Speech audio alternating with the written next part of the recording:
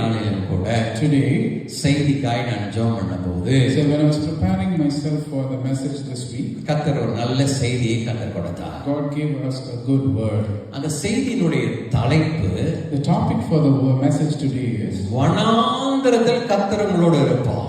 even in the wilderness, Christ is going to be with you. Amen. Amen. தயவு செய்து So please, இந்த செய்தியினுடைய ஆரம்பத்திலிருந்து இறுதி வரையிலும் கேட்டீங்கன்னா மாத்திரம் தான் புரியும். so I encourage each and every one of you to pay attention from beginning till the end, so that you will have a good understanding of the message for today. ஆனா அதனால நீங்க தயவாய் கேட்கும்படி நான் கேட்டுக்கொள்கிறேன். So hence I ask every one of you to please pay attention. Amen. Amen. வனாந்திரத்தில் In the wilderness, கர்த்தர் நம்மோடு இருக்கிறார். God is with us. Amen. Amen. இதுதான் செய்தியினுடைய தலைப்பு. This is the topic of my message today. Amen. Amen. எனக்கு அன்பான சகோதரனே சகோதரியே, My dear brothers and sisters, வனாந்திரத்துல போயிருக்கீங்களா? have you ever been in a wilderness? யாரோ போயிருக்கீங்களா? கை தூக்கி காட்டுவீங்களா பாப்போம். Have you ever been in a wilderness? போயிருக்கிறார், ஐயா போயிருக்காரு. So we have Uncle gone. வேற யாராவது போயிருக்கீங்களா? Has anyone visited? வனாந்திரத்துல போயிருக்கீங்களா? Have you ever been to a wilderness? வாய்ப்பு இல்லைன்னு நினைக்கிறேன். இல்ல, I don't think so. சரி, நான் வனாந்திரன்னு சொல்லும்போது When I say wilderness, பயங்கரமான காடு பாதை ஒண்ணு. so it refers to a path in the jungle. இன்னொரு ஒரு வனாந்திரம் என்னன்னு சொன்னா, Do you know there's another wilderness? நம்மளுடைய வாழ்க்கை முறையில So in our lifestyle, பலவீனம், so we undergo sickness, ஐயா அது மாத்திரமல்ல பண பிரச்சனை, and not only that, we go through financial struggles. நெருக்கம். So we go through some kind of like உங்களை குறிச்சு மத்தவங்க நிதஞ்சொல்லா பேசிட்டு இருக்கிறது கூட ஒரு வனாந்திரம் தான். So like some people might be gossiping about you. That is also considered as a wilderness. இதெல்லாம் நீங்க டயர்டாயி உட்கார்ந்துறீங்கல்ல. Like in most of the circumstances, many of us become tired of what's happening around us. இதெல்லாம் கூட வனாந்திரம் தான். All these things are referred to as wilderness.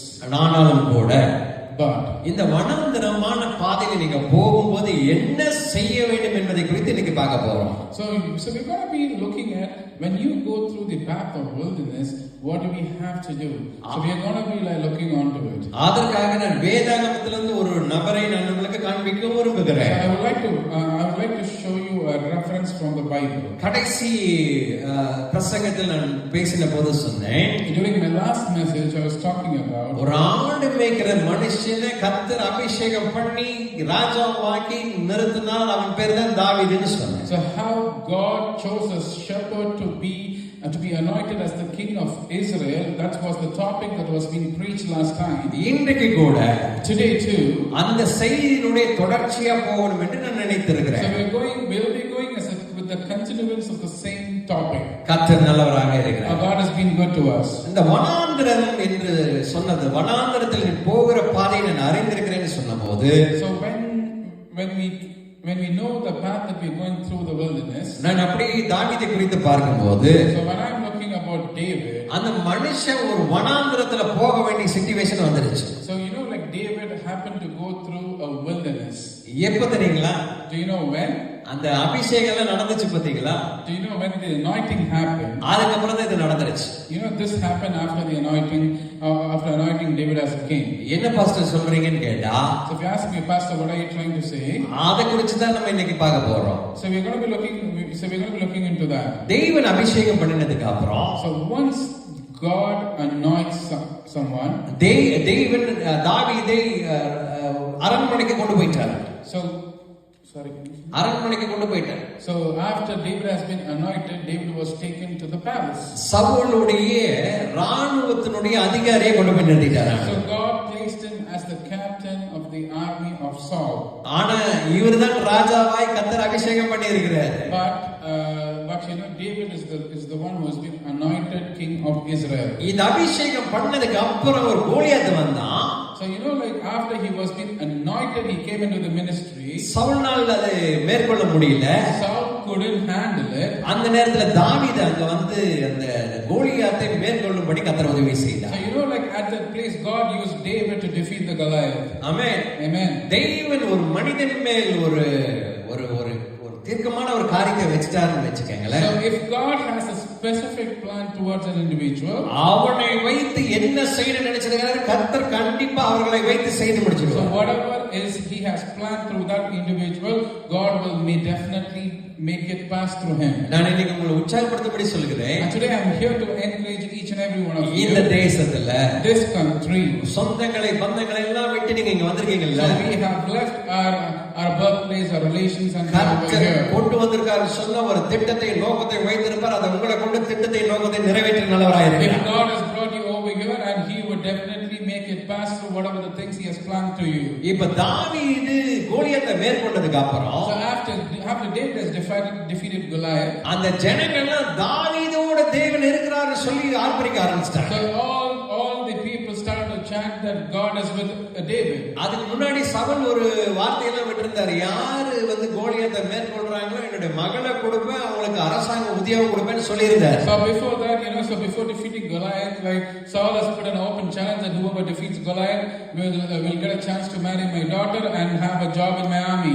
இப்போ கோலியாத்தை மேற்கொண்டதுக்கு அப்புறம் So after defeating Goliath, Saul கண்டிப்பா மகளை கொடுக்கணும். so Saul has to definitely give his daughter in marriage. ஆனா அரசாங்க உத்தியோகத்தை கொடுக்க வேண்டும். And also he also needs to give David the job in the government. இந்த இடைப்பட்ட நாட்கள்ல தாவீதே ராஜாவா கர்த்தர் அபிஷேகம் பண்ணியிருந்தார். So in the interim, God has anointed David to be the king of Israel. இப்போ சவுல் வந்து போய் ராஜ உத்தியோகத்துல சேர்ந்த போது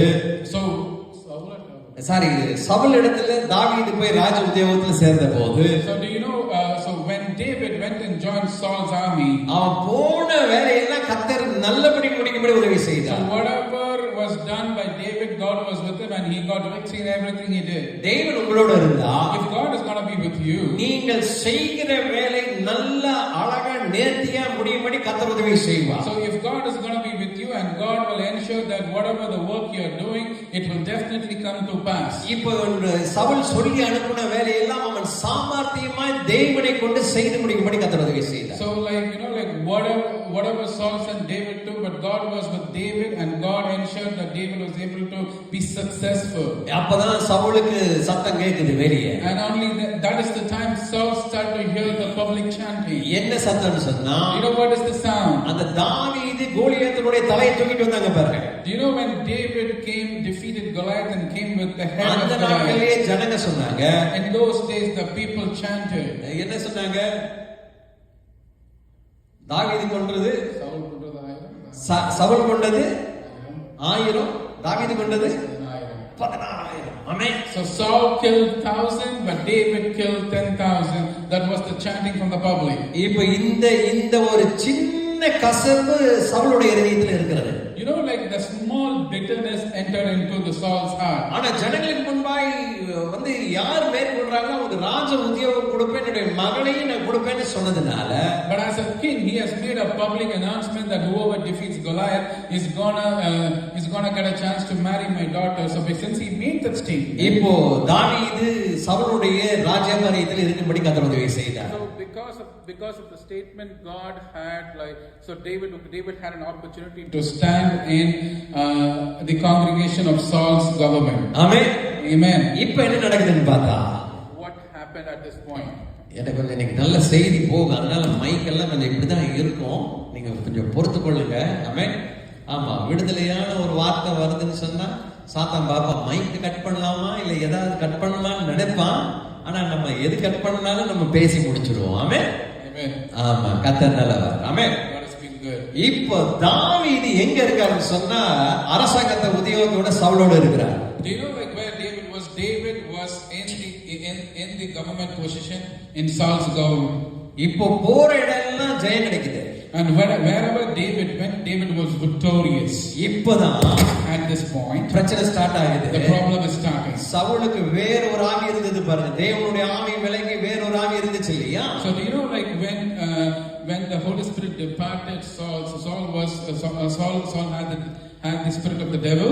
இப்போ அப்படியே மெதுவா தாவீது மேல கோபம் கொண்டு at this time like Saul started to have a vengeance against David. அவனை வெறுக்க ஆரம்பிச்சு He started to hate him, எப்படியே கொலை செய்யணும்னு ஆரம்பிக்கிறார். and he devised a plan to kill David. அது நிமித்தமாக And because of that reason, தாவீது வெளியே வர வேண்டிய சூழ்நிலை ஆயிப்போச்சு. and David was forced to come out of Saul. இந்த தாவீது வெளியே வந்தபோது Once David came out, அவனோட 600 அதாவது 600 வந்து வீரர்கள் கூட இருந்தாங்க. so out of like when David came out, David had around 600 soldiers followed him. Amen. Amen. அவர்கள் இருந்தார்கள். You know, like they were there. அந்த நேரத்துல At தான் that time, கர்த்தர் இந்த சவுல் வந்து தாவீதை நெருக்கி கொலை செய்ய ஆரம்பிக்கிறான். so this is when, you know, like Saul started to plot plans to kill David. அந்த நேரத்துல அவர் விலகி ஓட ஆரம்பிக்கிறார். At that time, you know, like David started to run. அப்போ எழுதின ஒரு சங்கீதம் தான் The time this psalm was written at that time. சங்கீதம் 22ஆம் அதிகாரம் 1ஆம் வசனம். So Psalm 22 verse 1. Psalm 22 verse 1. எடுத்து வாசிப்போம்.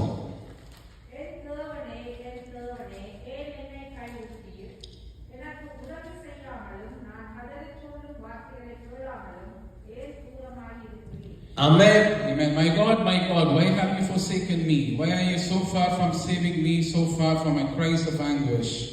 இந்த தாவீது சவுலை விட்டு ஓடும்போது, you know, when David departed from Saul, ஒரு இடத்துல நின்னு எழுதினதுதான் அந்த சங்கீதம். you know, like this psalm was written at a place where he stopped. எனக்கு அன்பான சகோதரி, My dear brothers and sisters, நான் இதை சொல்ல வேண்டும் சொன்னா, like what I'm trying to say today is, முதல்ல நான் இஸ்ரவேல் தேசத்தை குறித்து சொல்லணும். I would like to talk about the nation of Israel.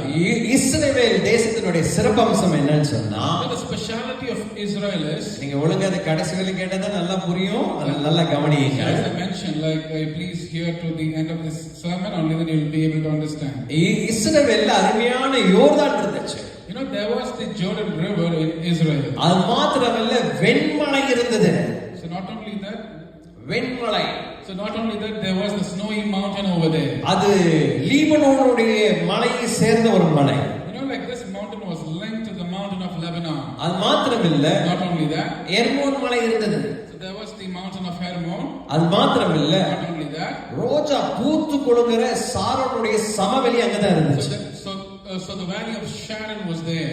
அது மாத்திரமல்ல, Not only that, எர்மோன் பள்ளத்தாக்கு இருந்துச்சு. so there was the wilderness of Hermon. அது மாத்திரமல்ல, Not only that, அத்தி தோட்டம் நிறைந்த பெத் ஹேகே அப்படிங்கிற ஒரு தோட்டம் அங்க இருந்துச்சு. and also like there was a place filled with fig trees. It's called the Beth Hallel. திராட்சை தோட்டம் நிறைய இருந்தது. And also there was also wine vineyards. அந்த பெத்தானி அங்கதான் இருந்துச்சு. So it was in Bethania. ஒலிவ மரம் நிறைய இருந்தது. There was a lot of olive trees. ஒலிவ மலை இருந்துச்சு. There was the mountain of olives. அப்ப திராட்சை ரசமும் அது மாத்திரமல்ல, ஒலிவ ஆயில் அங்க நிறைய கிடைச்சிச்சு. So the wine and olive oil was found in plenty. வளமைக்கும் செழிப்புக்கும் பேர் போன இடம் இஸ்ரவேலா இருந்தது. So you know, like the place of fulfillment and nourishment is called as the nation of Israel. இவ்வளவு செழிப்பான இஸ்ரவேல்ல, So you know, like such prosperous Israel, எருசலேமுடைய கிழக்கு பகுதியில, so in the south of Jerusalem, யூதேயா பாலைவனம் இருந்தது. so there was the desert of Judea. இந்த எருசலேம்ல இருந்து பாலைவனம் கிட்டத்தட்ட ஒரு 10 ல இருந்து 20 கிலோமீட்டர் இருக்கும். So you know that the distance between the desert and Jerusalem is approximately 20 kilometers. நான் உங்களுக்கு அந்த பிக்சர் காமிக்கணும்னு நினைச்ச கொண்டு வர மறந்துட்டேன். So I forgot.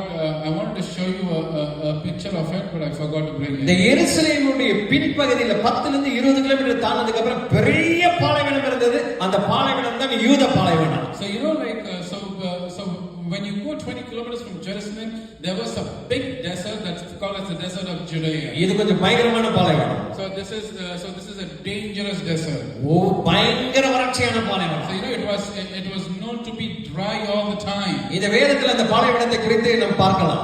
So you know, like in the Bible, we can also learn about the dry land. இந்த பாலைவனத்துல தான் In that desert, 40 நாள் ஆண்டவர் உபவாசம் எடுத்து ஜெபம் பண்ணார். so the Lord Jesus was there 40 days and 40 nights and he fasted and prayed. இந்த பாலைவனத்தினுடைய அருகாமையில் தான் பெயர்சபா ஆபிரகாம் தங்கி இருந்த ஒரு நாடு கூட இருந்தது. So like close to the desert was also a place called as Beersheba where Abraham stayed.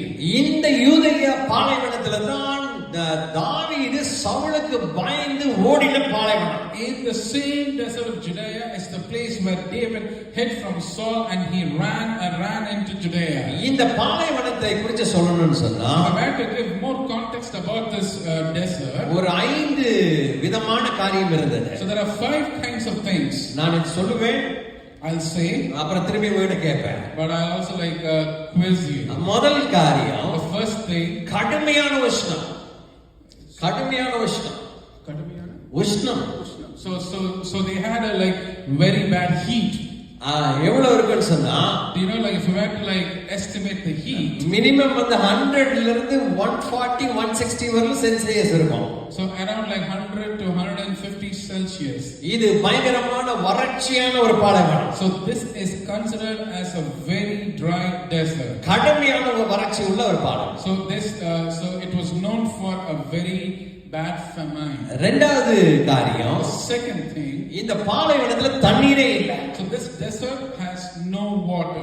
Even one drop கூட தண்ணி கிடையாது. So there was no evidence of a single drop of water. இந்த பாலைவனத்தை குறித்து so if you have to look more into this desert, தாவீது எழுதும்போது when David was writing about this desert, சங்கீதம் 63ஆம் அதிகாரம் அதோட தலைப்பை எடுத்து வாசிங்க.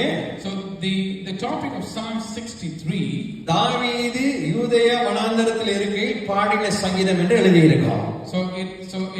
it states like this, a psalm of David when he was in the desert of Judah. அந்த சங்கீதம் கூட அங்கதான் நான் எழுதின ஒரு சங்கீதம். So this psalm is also written in Judah. ஒரு பயங்கரமான அந்த சங்கீதம் முடியும் என்று 63 1ஆம் வசனத்தை வாசியுங்கள். So if you can please read Psalm 63 verse 1.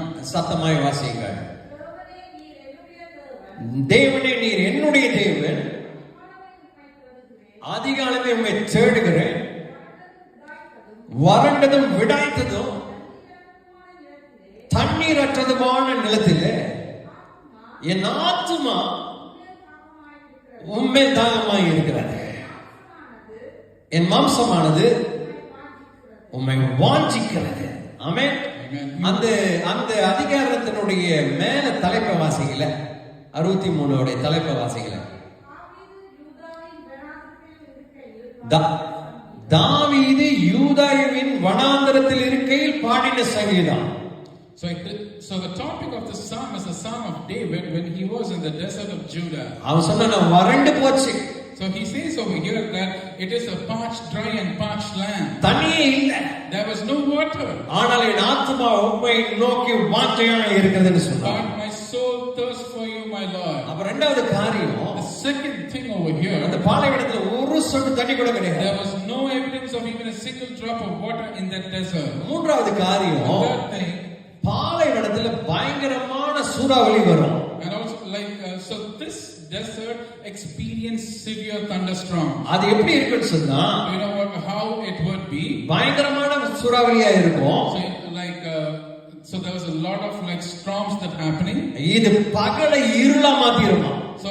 So because of the severity of the storms, the daytime will be converted into night. பகல் தான், it is daytime. ஆனா அந்த சூறாவளி கிளம்பின போது, but once the whirlwind starts, அந்த சூறாவளி பகலை இருளா மாத்திடுமா. So this whirlwind will change the day into night. இது எப்படின்னு சொன்னா, how is it possible? அடிக்கடி நேருகிற ஒரு காரியம். This is a normal phenomenon that happens. நாலாவது காரியம், the fourth thing, மரண பாலைவனம். it is also known as the desert of death. இதுக்கு பேர் killer desert.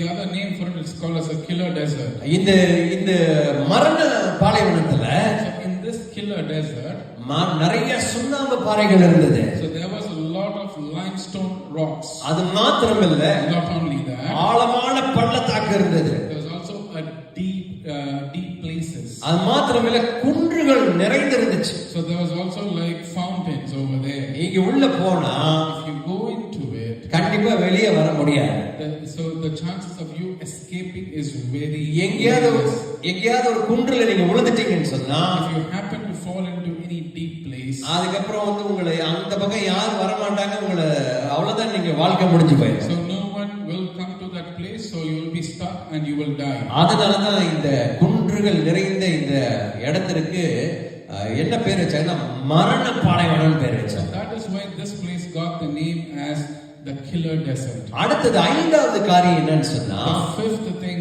is, ஒரு பாலைவனம் இருக்குன்னு வச்சுக்கோங்க. if there is a desert, நான் சொன்னல தண்ணீர் இல்லைன்னு சொன்னல, I told you right, there is no water. actually பாலைவனம் இருந்துச்சுன்னு சொன்னா, if there is a desert, அதுல ஒரு சோலைவனம் இருக்கும். there should be a streamland. அப்படின்னா என்னன்னு சொன்னா, What is a streamland? இது பயங்கரமான பாலைவனத்துல In this heavy desert, ஒரு சின்ன இடத்துல தண்ணீர் உள்ள ஒரு இடம் இருக்கும். so this desert should have a place where they can find water.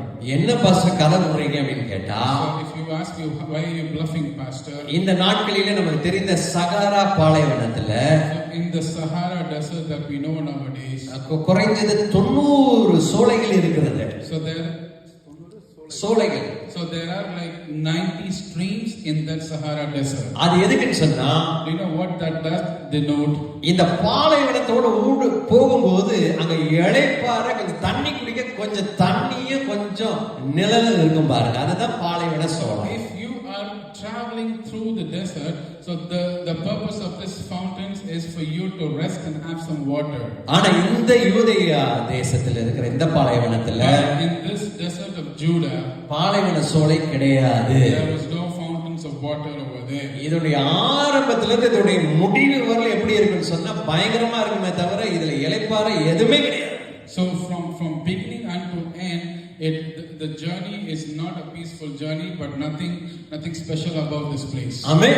Amen. இப்போ இந்த யூதேயா பாலைவனத்துல நுழைஞ்சு once you enter into the desert of Judah, இந்த கடுமையான காரியங்கள் எல்லாம் தாண்டி அக்கறைப்பட்டால், so if you were to go through all the wilderness and cross the other side, அங்க ஒரு பாலைவன சோலை இருக்கிறது. there is a desert fountain. Amen. Amen.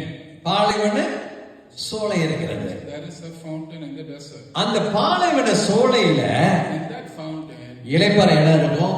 you will have place to rest. அது மாத்திரமல்ல, Not only that, தண்ணீர் கிடைக்கும். you will get water. அது வந்து எப்படி இருக்குன்னா அமர்ந்த தண்ணீரா இருக்கும். So you will find nice water. அப்ப இந்த யூதேய பாலைவனத்துல இருந்து அக்கறைப்பட்ட போது அக்கறையில ஒரு சோலை இருக்கிறது. So if you cross the desert of Judah, you will find a streamland over there.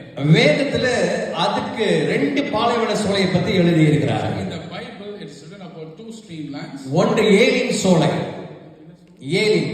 So one is the Elim. So that's the Elim streamland. இரண்டாவது இது வந்து தேசத்தினுடைய இஸ்ரவேல் தேசத்தினுடைய வெளிப்பக்கத்தில் உள்ள ஒரு சோலை. So these places which I'm referring to is outside of Israel. இன்னொரு சோலை இருக்கிறது. Another streamland. இஸ்ரவேலின் உள்பகுதியில் உள்ள ஒரு சோலை. There is a streamland that is found inside Israel. அந்த சோலையினுடைய பேர் தான் என்கேதி அப்படின்னு சொல்லுவாங்க. So the name of the streamland is En-Gedi. நாம இன்னைக்கு பார்க்க போறது இந்த என்கேதி குறித்து தான் பார்க்க So போறோம். today we are going to be looking at the second streamland. அப்ப இந்த யூதேயா பாலைவனத்துல இப்படிப்பட்ட பயங்கரமான 5 நெருக்கமுள்ள இடத்தை கடந்ததுக்கு அப்புறம், So once you cross through the desert of Judah, அக்கறையில on the other side of the shore, ஒரு சின்ன சோலை இருக்கிறது. you will see a small streamland. அந்த சோலையினுடைய பேர் தான் என்கேதி என்கிற சோலை. So that small streamland is called as En-Gedi. எனக்கு அன்பான சகோதரனே சகோதரியே, Dear brothers and sisters, உன்னத பாட்டு in the Songs of Solomon, 1ஆம் அதிகாரம் 7, 8 எடுத்து வாசிப்போம். let's turn our Bible to Songs of Solomon chapter 1 verse 7 and 8. எடுத்து வாசிப்போம். Songs of Solomon, உன்னத பாட்டு 1ஆம் அதிகாரம் 7ஆம் வசனம் 8ஆம் வசனத்தை வாசிப்போம். chapter 1 verse 7 and verse 8. என் ஆத்தும நேசரே, உம்முடைய மந்தையை எங்க மேய்ப்பேன்? அதை நான் மத்தியானத்தில் எங்க மடக்குறேன்? எனக்கு சொல்லும்.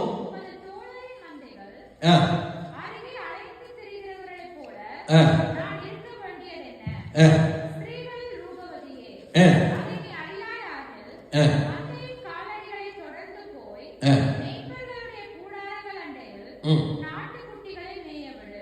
ஆமா, இங்க பாத்தீங்கன்னு சொன்னா If you look over here, இந்த இடத்துல ஒரு மணவாளன் ஒரு மணவாட்டி இருக்கிறார்கள். so there is a bride and there is a groom. இவருடைய தொழில் எதை காண்பிக்கிறதுன்னு சொன்னா ஆடு மேய்க்கிற தொழிலை காண்பிக்கிறது. So here we see the profession of this bride and groom is they are shepherds. இந்த 7ஆம் வசனத்துல In the 7th verse, அந்த மணவாட்டி கேக்குறாங்க, so the bride is asking, மணவாளனே groom, நீங்க எங்க ஆடு மேய்க்கிறீங்க? where are you grazing your sheep? அதுக்கு நீங்க என்கிட்ட சொன்னா The response is, நான் அங்க வருவேனே so if you give me a response, I will come to you. அப்படின்னு அவங்க சொல்றாங்க. So the bride is giving such a statement. அதுக்கு அவர் 8ஆம் வசனத்துல சொல்லுகிறார், In the 8th verse, the groom responds, ஸ்திரீயே beautiful woman, நீ என்ன பண்ணுன்னு சொன்னா ஆடுடைய கால் தடை இருக்கும், follow the tracks of the sheep. அதை நீ அப்படியே பார்த்துட்டு வந்தா என்கிட்ட வந்து சேர்ந்துடலாம்னு அவர் சொல்லுகிறார். Graze your young goats by the tents of the shepherds. அப்ப இந்த மனுஷன் எங்க இருக்கிறான்னு சொன்னா, Do you know where this groom is staying? அது 14ஆம் வசனம் இப்படி சொல்லுகிறது, வாசியுங்கள். 14th verse states like this. 14ஆம் வசனம் இப்படி சொல்லுகிறது, 14th verse states like this. வாசியுங்கள். என் நேசர் எனக்கு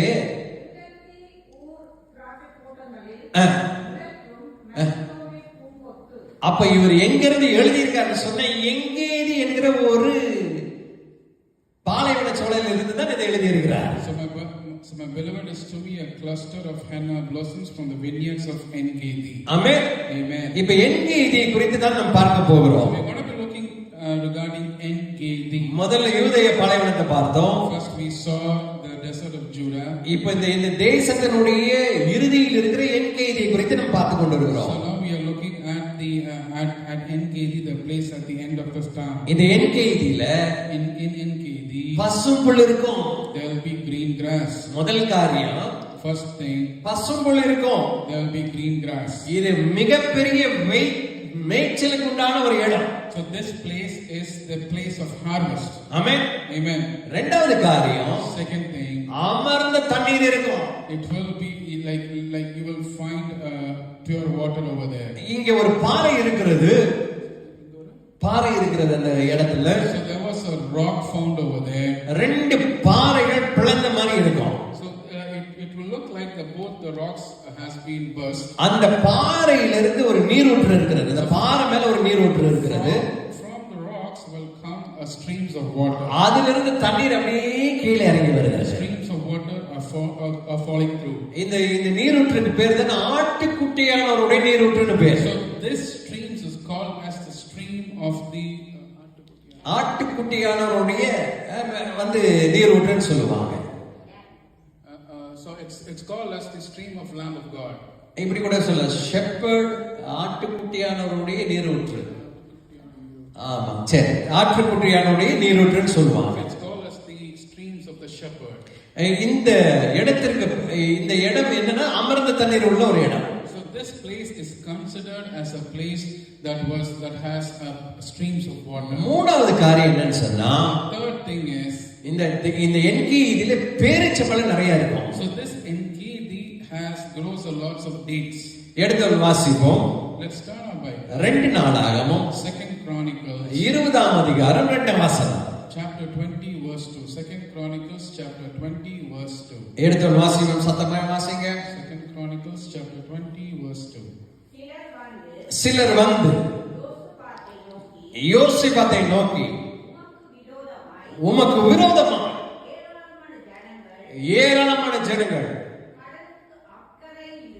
கடலுக்கு அக்கறையில் இருக்கிற சீரியாவிலிருந்து வருகிறார்கள். அவர்கள் En-Gedi ஆகிய ஆசோன் தமாரில் என்று அறிவித்தார்கள். ஆமென். இந்த வசனம் அப்படியே இருக்கட்டும். ஆமென். அப்போ யோசுவா கிட்ட வந்து சொல்றாங்க, ஜனங்கள்லாம் வராங்க. எங்க இருந்து வராங்க? இது அவர்கள் En-Gedi-யாக ஆசோன் தமாரில் இருக்கிறார்கள். இப்போ அங்க இருக்கிறாங்க, வந்துட்டு இருக்கிறாங்கன்னு சொல்றாரு. ஆமென். So here we can see some people are coming and telling Jehoshaphat that a vast army of people are coming from Hasason Tamar, which is in En-Gedi. இந்த En-Gedi-யில் ஆசோன் தமாரில் இருக்கிறார்கள் என்று எழுதி இருக்கிறார்கள். So it is which is in En-Gedi. இந்த என்கேதி குறித்து தான் நாம் பார்த்து So கொண்டிருக்கிறோம். we are looking regarding En-Gedi today. முதல் புல்லுள்ள இடம், First thing, it's known as the a land filled with grass. இரண்டாவது அமர்ந்த தண்ணீர், Second thing, it is known for a place filled with streams of water. மூன்றாவது காரியத்தை சொல்லதான் நான் இங்கே வந்திருக்கிறேன். So the third thing is, இந்த என்கேதியில் ஆசசோன் தாமாரில் அப்படின்னு சொன்னா, so if it is written over here, Hasason Tamar and En-Gedi, which means, ஆசசோன் சொன்னா Hasason means, அதனுடைய விரிவாக்கம் என்னன்னு சொன்னா, if you have to look at the abbreviation, வரிசை வரிசையாக, so it's known as coming as a herds after herds. அது மாத்திரமில்ல, தாமாரில் என்று சொன்னால் So Tamar is known as, பேரிச்சம்பழம் என்று அர்த்தம். so Tamar, the other name for dates is Tamar. அப்ப இந்த என்கேதியினுடைய காரியத்தை நம்ம பார்க்கும்போது When we're looking at En-Gedi, இதுல பேரிச்சம்பழம் நிறைய இருந்துச்சு. so this place is known as a place filled with dates. Amen. Amen. அது வரிசை வரிசையாக அடுக்கி வைத்திருந்த மாதிரி இருந்துச்சாம். So they were stacked. They were stacked in order. அப்ப இந்த என்கேதியில் இருக்கிற இந்த பேரிச்சம்பழத்துக்கு சிறப்பு என்னன்னு சொன்னா, The speciality of the dates from En-Gedi, ராஜாக்களுடைய பந்தியில வைக்கிற முதன்மையாய் இருக்கிற பேரிச்சம்பழம் இந்த பழம். this dates is referred to as the dates that's put in the meal of the king. Amen. Amen. நான்காவது காரியம், The fourth thing, திராட்சை தோட்டம் இருந்துச்சுங்க அங்க. so there was vineyards. அதுதான் நம்ம உன்னதப்பட்டு 1ஆம் அதிகாரம் 14ல பார்த்தோம். That's what we looked at the Songs of Solomon chapter 1 verse 14. என் நேசர் எனக்காக என்கேதி ஊர் திராட்சை தோட்டங்களில் முளைக்கும் மருந்தோன்றி பூங்குது. அப்படின்னா என்கேதியில் திராட்சை தோட்டம் இருந்தது. So En-Gedi is known as a place filled with vineyards. அது மாத்திரமில்ல, ஐந்தாவது காரியம், The fifth thing is, ஒலிவ மரம் நிறைய இருந்துச்சு. there was a lot of olive trees. இந்த பைபிள்ல நம்ம நிறைய தடவை படிக்கும் போது, So when you read a lot of times in the Bible, திராட்சை தோட்டம் எங்க இருக்குது அங்க ஒலிவ மரம் இருக்குங்க. wherever there is an existence of a vineyard, there will be olive tree. இது நல்லா படிச்சீங்கன்னா, If you read it carefully, நீங்க பாத்தீங்கன்னா திராட்சை தோட்டம் இருக்கிற இடத்துல எல்லாம் அதோட சேர்ந்து ஒலிவ மரம் இருக்கும். so wherever there is vineyards, there will be date plants. இது வேதாகமத்தினுடைய ஒரு நீதி. So that is the rule of the Bible. Amen. Amen. அப்ப இந்த 5ல பார்க்கும்போது ஒலிவ தோப்புகள் அங்க இருந்துச்சாம். So there was on the fifth thing you see over here, there is also like olive trees. அது மாத்திரமில்ல, Not only that, நியாயாதிபதிகள் 15:5ல பார்க்கும்போது Judges 15:5, சிம்சோன் வந்து பந்தங்களை கொளுத்தி பெலிஸ்தியருடைய வெள்ளாமைகள் எல்லாம் எரிச்சான். சிம்சோன் கழுதைகளை கொண்டு வந்து அதுல பந்தத்தை கட்டி பெலிஸ்தியருடைய ஃபார்ம்லேண்ட்ல இருக்க வெள்ளாமை எல்லாம் எரித்தார் என்று எழுதியிருக்கிறது. So it's written over here that Samson brought in a herds of donkeys, and on the back of the donkeys he tied a torch with fire, and he led it into the Philistines' garden and destroyed everything. நியாயாதிபதிகள் 15:5 இது வருகிறது. Judges 15:5, it comes like this. அதனுடைய பின்பகுதி இப்படி சொல்லுகிறது. The later part of that verse says like this. திராட்சை தோட்டத்தையும் ஒலிவ தோப்புகளையும் சுட்டெரிந்து போட்டான்னு இருக்கிறது. So it destroyed the vineyards and also the olive trees. அப்ப வேதாகமத்தின்படி, And according to the Bible, திராட்சை தோட்டம் இருந்தா அங்க ஒலிவ தோப்பு இருக்கும். so if there is a vineyard, there will be olive tree. Amen. Amen. இப்பதான் நம்ம பார்க்கலாம். So this is where we need to see. எனக்கு அன்பான சகோதரனே சகோதரி, My dear brothers and sisters, இந்த 5 காரியங்களின் உடையதுதான் இந்த என்கேதி என்கிற இடம். so all these 5 characteristics is referred to En-Gedi.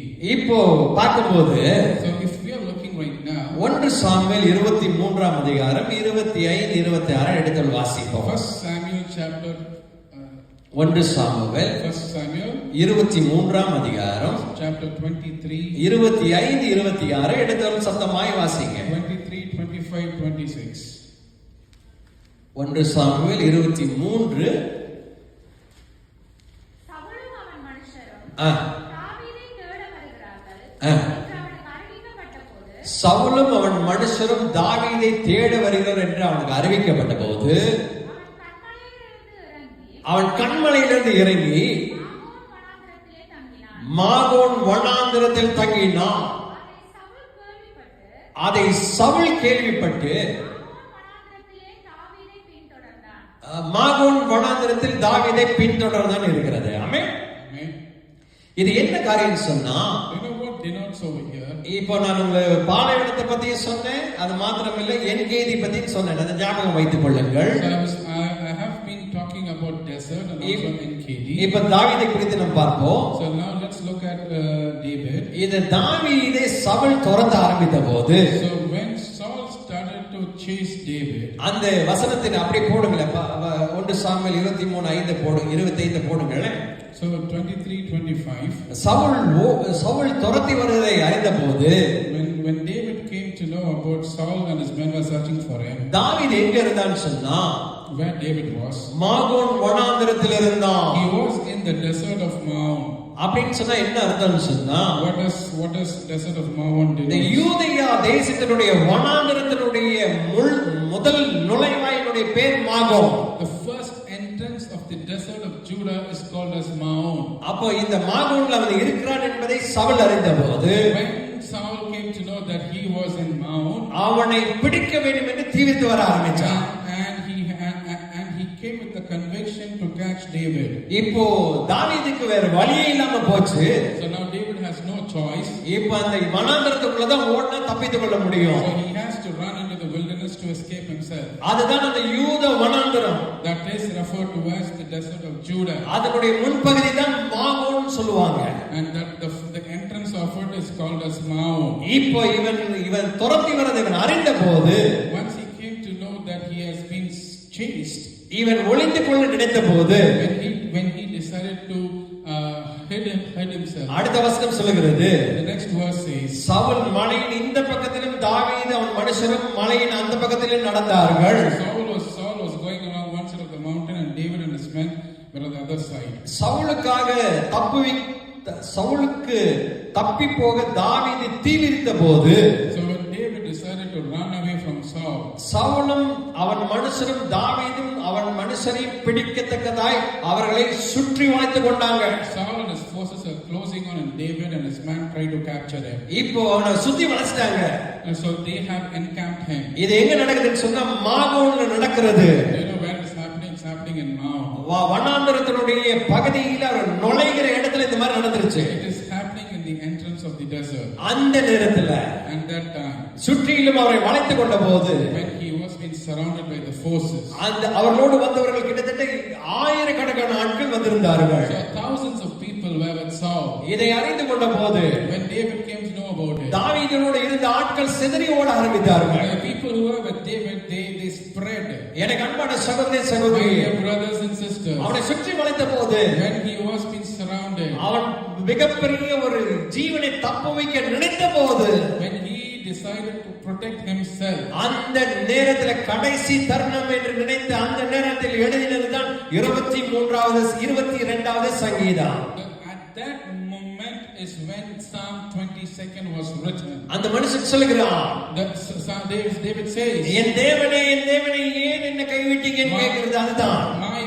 my God, why have you forsaken me? என்னை சுற்றி வளைத்து விட்டார்கள். So they have encamped me. நான் என்ன செய்வேன்? What will I do? என்னை சுற்றிலும் வளைத்து இருக்கிறார்கள். So they have encamped over me. நான் இதோட என்னோட லைஃப் முடிய போகுதா?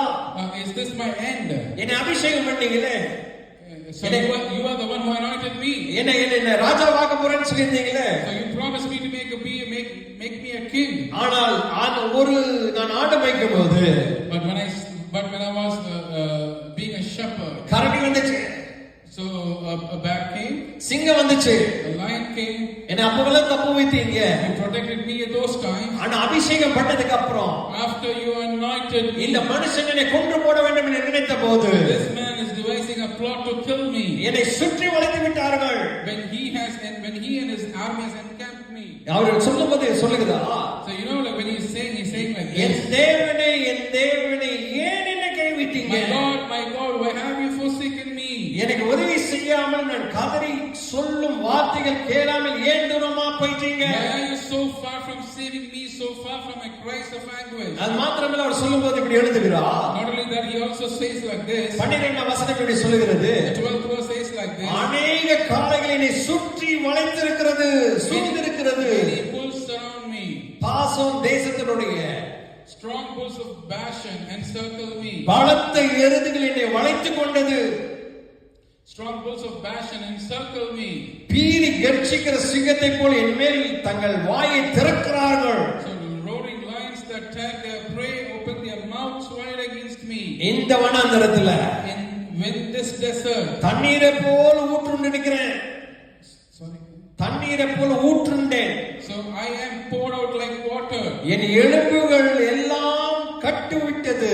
All my bones are out of joint. என் இருதயம் மெழுகு போல உருகிற்று. My heart has turned to wax. என் குடல்களின் நடுவே உருகிற்று. So my tongue sticks to the roof of my mouth. என் பலன் ஓட்டை போல காய்ந்து என் நாவு மேல்வாயோடு ஓட்டை கொண்டது. My mouth is dried up like potsherd and my tongue sticks to the roof of my mouth. என்னை மரணத்தின் தூளில் போடுகிறீரே. And you lay me in the dust of death. அது மாத்திரமல்ல சொல்ற நாய்கள் என்னை சூழ்ந்திருக்கிறது. Dogs surrounded me.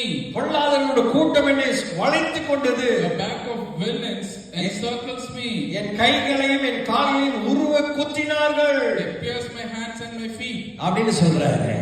That is the statement David is making. எனக்கு அன்பான சகோதரனே சகோதரி, My dear brothers and sisters, தேவன் நம்ம ஒரு திட்டத்தோட நோக்கத்தோட வச்சிருக்கும் போது, when God has a plan and a purpose for you, தரிசனத்தோட நடந்த போது, when He is leading you in your vision, சில நேரத்துல நம்ம வனாந்தரத்தில் போக வேண்டிய சூழ்நிலை வரும். sometimes you might have to go through the paths of wilderness. நம்மளை சத்துரு சூழ்ந்திருக்கிறது போல இருக்கும். So sometimes you might feel the devil is encamping us. என்ன செய்யறதுன்னு தெரியாம இருக்கும்.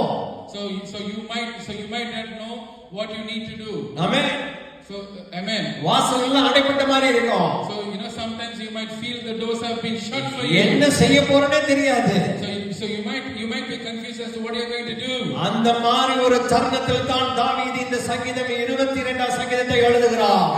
At that juncture is when David wrote Psalm 22. நான் இப்படி மாட்டிக்கொண்டேனே. So I have been suffocated like this. எனக்கு உதவி செய்யுங்கன்னு சொல்லி அவர் எழுதுகிறார். Please help me, Lord. That was his petition. இது என்னுடைய கடைசி தருணம் என்று நினைக்கிறேன் என்று எழுதி இருக்கிறார். So this is my last moment and at this moment I'm thinking of you. எனக்கு அன்பான சகோதரரே My சகோதரிகளே, brothers and sisters, அழைத்தவர் உண்மை உள்ளவர், அவர் முற்று முடிய நடத்த அவர் சுத்தமுள்ளவர். He who called you is truthful and he is truthful to lead you until the end. ஒருவேளை பாலைவனமான யூதா வனாந்தரத்தில் நீங்கள் நடக்க வேண்டிய காரியம் இருக்கலாம். Sometimes you might have to walk through the valley of Judah.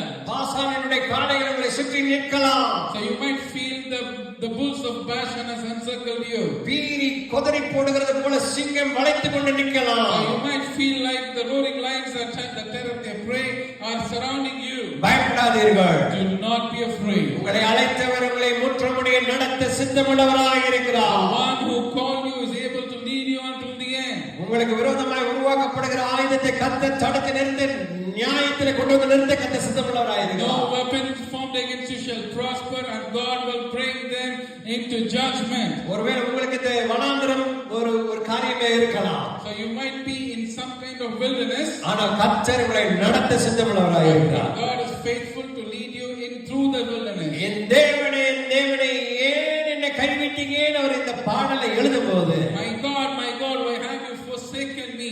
When the psalm was written, அவருக்குள் இந்த பாடல் வந்தபோது, when this song came inside him, அவர் பாடிக்கொண்டே இருக்கும்போது he was singing and praising God. இந்த சத்தம் கர்த்தரிடத்தில் கேட்டது.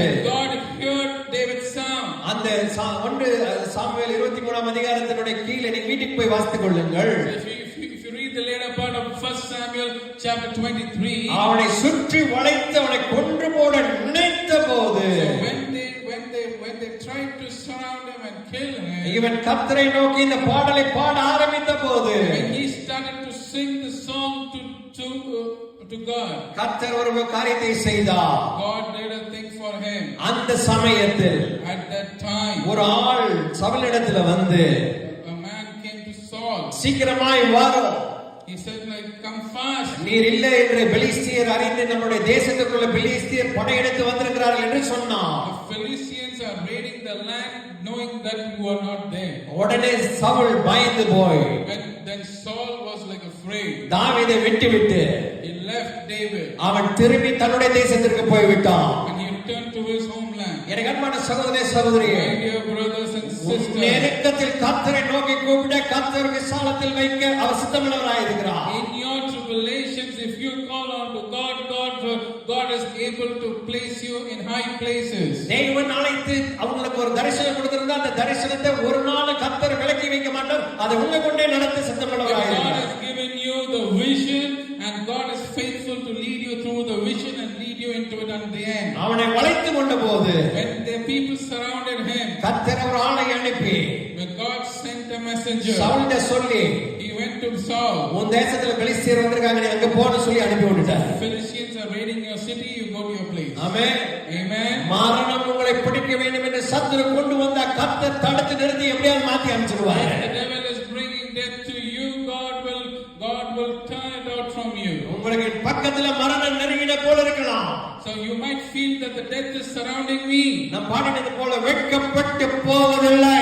So as I sang, you will never be ashamed. ஒரு நாளும் ஒரு நேரம் வெட்கப்பட்டு போயிட மாட்டீங்க. Not even one day or one time you will be ashamed. கர்த்தர் ஏதாவது செய்வாரு. God will do something for you. அவர் அங்க ஒரு பெரிய காரியத்தை அவங்க இருக்கிற ஆட்கள் மூலமாவே செய்து அனுப்பி விட்டுட்டார். And God is doing great things through the people who are standing over there. Saul தாவீதை பின்தொடர்வதை விட்டு திரும்பினான்.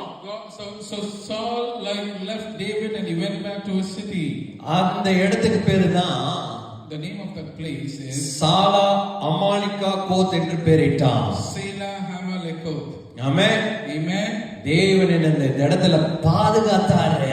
So this is the place that God protected me. மரண சூழ்ந்து நிக்கும்போது கர்த்தர் என்னோட இந்த ஜீவனை கொடுத்தாரு. When death surrounded me, God was with me and God gave me life. அது நிமித்தம் தான் அந்த இடத்துக்கு பேரு என்ன பேருன்னு சொன்னா சேலா அம்மாலி கோத் என்று பெயரிட்டான். That is when this place got its name, Selah Hamalekot. எனக்கு அன்பான சகோதரி சகோதரி, My dear brothers and sisters, அவன் எழுந்தான். he woke up. இப்போ அவன் எழுந்த போது When he woke up, அவனுக்கு முன்பாய் ரெண்டு வழி இருக்கிறது. there were two ways in front of him. எனக்கு அன்பான சகோதரி சகோதரி, My dear brothers and sisters, இப்ப சவுல் போயிட்டான். Saul left. இப்ப தாவீது இன்னும் வேற எங்கேயா தப்பிச்சு போனோம். But now it's time for David to find his way. அந்த நேரத்தில் அவன் எழுந்த போது At that time when he woke up, அவனுக்கு முன்பாய் ரெண்டு வாசல் இருந்தது, ரெண்டு வழி இருந்தது. there was two openings in front of him. ஒன்று, First, அந்த ராஜா திரும்பி போனார்ல அந்த வழி போக வேண்டும். so you know one of the paths where to follow the king when he will. இன்னொன்று, The second one, யூதேயா தேசத்தில் உள்ள பாலைவனத்தினுடைய வழி. so the second was the path into Judea leading into the desert. நான் முதலே சொன்ன மாகோன் சொன்னா இந்த பாலைவனத்துடைய என்ட்ரன்ஸ் நுழைவாயில் பேர் தான் மாகோன். So as I mentioned earlier, the desert of Maon is known as the entrance of the desert of Judah. இப்ப தாவீது எழுந்து So now David woke up. அவனுக்கு முன்பு இருக்கிற ரெண்டு பாதையை பார்க்கறான். So he's looking at two openings in front of him. அவனை பயமுறுத்தி வந்து திரும்பி போன சவுலுடைய பாதை. The first path is the path where Saul, who came to threaten his life. இரண்டாவது பாதை அவனை பயங்கரமான 5 பயங்கரம் உள்ள யூதேயா பட்டணத்தினுடைய பாலைவனம் இருக்கிறது. The second path leads to the desert in Judea. அப்ப தாவீது எண்ணினான், So now David thought, நம்ம இந்த வழி போகும்போது திரும்பி சவுல் வந்துட்டானா மாட்டிக்குவோம். if I go this way and Saul were to come back, கர்த்தர் இப்பதான் நம்ம உயிர் தப்ப வைக்க உதவி செய்திருக்கிறார். now is the time that God has protected me from Saul. அதனால நம்ம இந்த யூதேயா பாலைவனத்துல போயிடலாம்னு சொல்லி அவர் நடக்க ஆரம்பித்தார். And now, so he chose to walk in the wilderness and he started to walk. எனக்கு அன்பான சகோதரே சகோதரி, My dear brothers and sisters, கொஞ்ச நேரத்துக்கு அப்புறம் after some time, நான் சொன்னது போல பாலைவனத்துல என்னென்னலாம் இருக்கிறது, what was there in the wilderness? பயங்கரமா இருக்குது. பயங்கரமா இருக்கிறது. So it had tremendous things. இந்த மனுஷனுக்கு பயந்து இந்த பாலைவனத்துல ஒரு நுழைய ஆரம்பிச்சாரு. So he was afraid of Saul and he took another path. என்ன நடந்திருக்குன்னு சொல்லி யோசித்து பாருங்க. Just imagine what would have happened. நான் முதல்ல சொன்னது போல As I told you first, கடுமையான உஷ்ணம், it had like a deep heat. இரண்டாவது தண்ணீர் இல்ல, The second thing, there was no water. மூணாவது சூறாவளி, So this third thing, like they had the whirlwind. நாலாவது மரண பாலைவனம், Fourth thing, it was known as the death desert. ஐந்தாவது அங்க எங்கேயுமே பாலைவன சோலையில தங்கறதுக்கு இடம் கிடையாது. நடக்க ஆரம்பிச்சா அந்த பாலைவனம் முடியிற வரையில நடந்தே ஆக வேண்டும். So fifth thing, there was no place to rest, and if you start your journey, you need to just continue walking. எனக்கு அன்பான சகோதரனே சகோதரியே, Dear brothers and sisters, தாவீதுடைய கடைசி தருணம் முடிந்த இந்த சமயத்துல at the time when David's time was coming to an end, தேவன் ஒரு இந்த இவன் எடுத்து நடக்கும்போது இந்த பாலைவனத்தில் நடக்கிற மாதிரி ஆயி போச்சு. so and David had to walk in the wilderness. அவன் வனாந்தரத்துல நடக்க ஆரம்பிச்சான். When he started to walk, அப்பதான் அவன் சொல்கிறான், நான் மரண இருளின் பள்ளத்தாக்குல நடந்தாலும் பொல்லாப்புக்கு பயப்படேன், தேவரீர் என்னோட கூட இருக்கிறேன்னு சொன்னான். at that time only he said, even though I walk through the valley of shadow of death, I will fear no evil. பகலிலே வெளிச்சமாகியும் இரவிலே நிலவாகியும் என்னை சேதப்படுத்துவதில்லை என்று சொன்னான். So you protect me from the sun and from the moon. அவனை நடக்க ஆரம்பித்திருக்கிறான். So he started to walk. அவனுக்கு இருந்த எல்லா பலனும் போய்விட்டது. So whatever the strength he has possessed, பெரிய left him. பெரிய குன்றுகள் ஏறி இறங்குகிறான். So he is climbing up and down through many trenches. பயங்கரமான உஷ்ணம். It was an unbearable heat. நிறைய சூறாவளியை பார்த்தான். He saw a lot of whirlwinds. ஆனா அதை கடக்க கர்த்தர் உதவி செய்தார். But God's strength gave him strength to cross through all those things. அந்த உஷ்ணத்தை கடக்கும்படி கர்த்தர் உதவி செய்தார். God gave him strength to cross through all the heat. அந்த மலை குன்றுகள் எல்லாம் கடக்க கர்த்தர் உதவி செய்தார். God gave him strength to go through past the mountains and the trenches. அவன் நடந்து போய் கொண்டிருக்கும் போதுதான் இந்த 23வது கீழே இருக்கிற ஒவ்வொரு வசனங்களையும் அவன் சொல்லிக்கொண்டே போக கர்த்தர் உதவி செய்தார். He was walking through the trenches and wilderness. That is when he wrote the last part of Psalm 23. அவன் அந்த பாலைவனத்தினுடைய இறுதிக்கு வந்தபோது, when he came to the end of that desert, எனக்கு அன்பான சகோதரனே சகோதரியே, my dear brothers and sisters, அந்த பாலைவனுடைய இறுதியில் வந்தபோது he came to the end of the desert. மறுபக்கத்தில் On the other hand, ஒரு பாலைவன சோலை இருந்தது. he saw a streamland. அந்த பாலைவனுடைய சோலையின் பேர் தான் என்கேதி என்கிற ஒரு பாலைவனத்தினுடைய சோலை. That streamland is called as NKD. இந்த மனுஷன் அந்த இடத்துக்கு வந்துட்டான். எப்படியோ This man came to that place. அந்த பாலைவன சோலையில என்கேதியில நடந்து போகும்போது He was passing through NKD. ஒரு நல்ல நிழல் அவனுக்கு கிடைக்க ஆரம்பித்தது. So he got through a good shadow. அது மாத்திரம் இல்ல, Not only that, அவனுக்கு பயங்கரமான தாகம் இருந்துச்சு. பயங்கரமான தாகம், thirsty. so he was so thirsty. அவனுடைய ஜீவன் தப்பணும்னா கொஞ்சம் தண்ணி இருந்தா கூட போதும். So if he has to spare his life, he need to drink some water. அப்படியே தள்ளாடி எப்படியோ போய் என்கேதிக்குள்ள நுழைஞ்சிட்டான். So however he reached NKD. என்கேதிக்குள்ள நுழைஞ்ச போது When he reached NKD, ஒரு நல்ல நிழல் அவனை தாங்கிக் கொண்டது. a good shadow encamped him. அது மாத்திரம் இல்ல, Not only that, ஒரு நீர் ஊற்றை அவன் பார்த்தான். he saw a streamland. அந்த நீர் ஊற்றுக்கிட்ட போய், When he went close to the streamland, நீங்க பாத்திருக்கீங்களா, நிறைய தடவை நம்ம பயங்கரமான தாகத்துல மாட்டி மூச்சு இறங்கும் போது நம்ம மேல அது தண்ணீரை பார்க்க முடியும், எடுத்து உடனே குடிக்க முடியாது. ஆமென். So like we would have experienced when we were so going through a lot of thirst. When we see water, we wouldn't have even the strength to take it and drink it. ரேஸ்ல நிறைய பேர் ஓடுறாங்க. Many people run the running race. அவங்க ஒரு இடத்துக்கு வந்தபோது அவங்க தண்ணி குடிக்க வேண்டும் அப்படிங்கிற போது அவங்க நிப்பாட்டி அவங்க ஆஸ்வாசம் பண்ணதுக்கு அப்புறம் தான் தண்ணீர் குடிப்பாங்க. So so when they're tempted to drink water, they don't drink right away. Amen. They try to relax, they stand and they try to drink. Even அதே போல In the same manner, அந்த என்கேதியில நுழைந்த போது, when he entered into NKD, அந்த பாலைவன சோலை என்கேதியில நுழைந்த போது, he entered into NKD. நான் சொன்னேன் 5 ஆசீர்வாதம் உள்ள நல்ல சிறப்பான பாலைவனத்துக்குள்ள அந்த பாலைவன சோலைக்குள் நுழைந்த போது, He entered into the 5 blessed NKD desert. அவன் தண்ணீரை பார்த்தான். He saw water. அந்த இடத்துல ஒரு பெரிய பாறை இருந்தது.